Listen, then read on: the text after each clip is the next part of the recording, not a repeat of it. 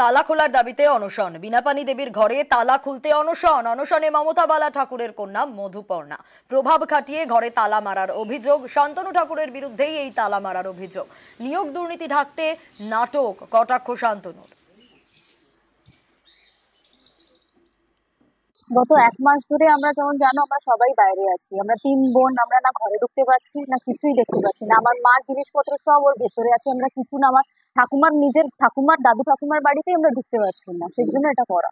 আমরা চাইছি কি সারা ভারতবর্ষের বিচারটা করুন, আমাদের কেন ঘরে ঢুকতে দিচ্ছে না। যতদূর হোক আমরা কোর্টে যাব, আমরা খুলেই ছাড়বো, আমরা অধিকার ছাড়বো না। যতদিন বিচার হবে না ততদিন এটা চলবে।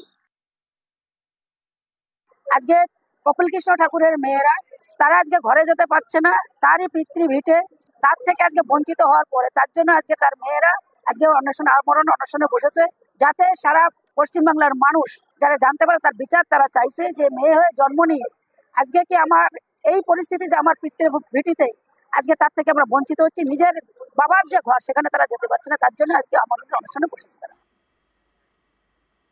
হরিগুরুচাঁদ বিশ্ববিদ্যালয়ের রিক্রুটমেন্টে মমতা বালা ঠাকুরের নাম এসছে, সেটাকে ঢাকবার জন্য এই সমস্ত নাটক, আর কিছু না। কার ঘর ওটা? ওটা মতুয়াদের ঘর, আমাদেরও ঘর নয়, কারুর ঘর নয়। ওটা মতুয়াদের ঘর, মতুয়ারা আলাদা করে রেখেছে, মতুয়ারা ওটাকে হেরিটেজ করবে আগামী দিনে। কার পৈতৃক সম্পত্তি? মতুয়াদের সম্পত্তি এটা, কারুর পৈতৃক সম্পত্তি নয়। নাগরিকত্ব দেওয়ার নামে টাকা তোলা হয়েছে। বনগাঁর সভা থেকে শান্তনু ঠাকুরকে আক্রমণ মমতা বন্দ্যোপাধ্যায়ের। আপনাদের এখানে যিনি প্রার্থী হয়েছেন সেন্ট্রাল মিনিস্টার ছিলেন, কি করেছেন আপনাদের জন্য? কোন কাজটি করেছেন? কিচ্ছু কাজ করেনি, শুধু ঘুরে বেরিয়েছে। আর নাগরিকত্ব দেব বলে কোথাও কোথাও টাকাও তুলেছে, খবর আমার আছে।